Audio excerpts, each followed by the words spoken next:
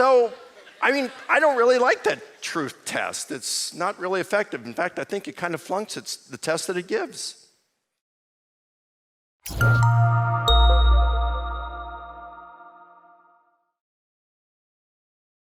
But suppose Islam is true.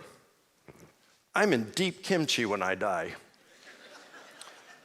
So I wanted to give this a lot of thought of my worldview. So the first thing I started to do was looking at some of the major worldviews out there.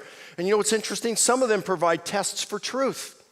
For example, Islam says that if you want to know if Islam is true, the Quran says just try to write a surah, a chapter like one in the Quran.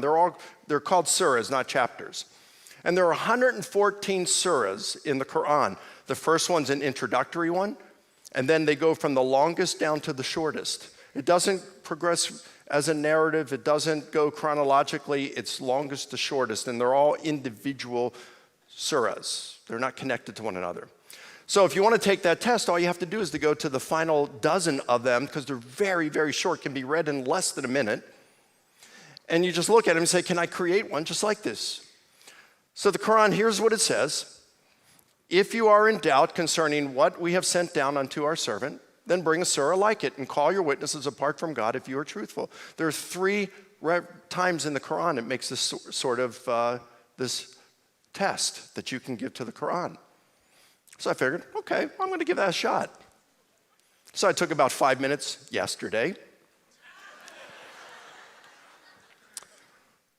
Now this is Surah 111.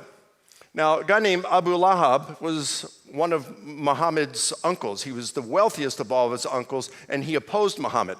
So keep that in mind as we read Surah 111. May the hands of Abu Lahab perish. His wealth avails him not, nor what he has earned. He shall enter a blazing fire, and his wife, carrier of firewood, upon her neck is a rope of palm fiber. And that's a good reason to choose the right wife. So I figured, okay, well, that's a surah. Can I create one something like that? How about this?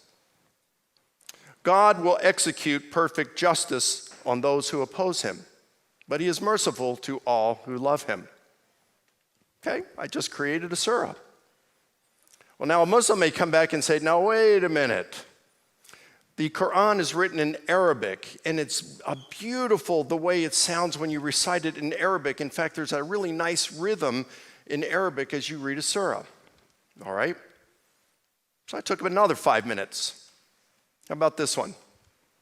The Lord repays the bad and good, accords to those by where they stood.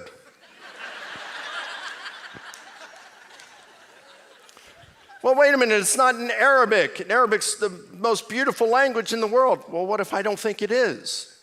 What if I prefer French or Spanish or German? Well, not German. Does it really come down to our preference of language? I mean, if it's like choosing between Chick-fil-A and In-N-Out, right? Which one's the better food?